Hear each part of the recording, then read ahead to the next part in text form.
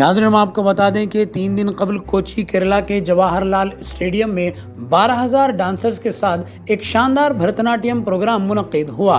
इस प्रोग्राम में शरीक होने वाली त्रिकाकारा हलके की एमएलए उमा थॉमस स्टेज पर चढ़ते हुए अचानक अपना तवाज़ुन खो बैठी और 20 फुट की बुलंदी से नीचे गिर गई।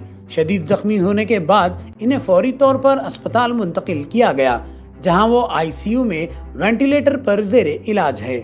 डॉक्टरों का कहना है कि उनकी हालत बेहतर हो रही है। दिलचस्प बात यह है कि हादसे के बावजूद मुंतज़मीन ने गिनीज बुक रिकॉर्ड के लिए प्रोग्राम जारी रखा। नाज़रीन, मज़ीद इत्तलात के लिए आप हमारे चैनल क्यूके ट्रांसमिटेशन को लाइक कीजिए, शेयर कीजिए और सब्सक्राइब करना ना भूलें।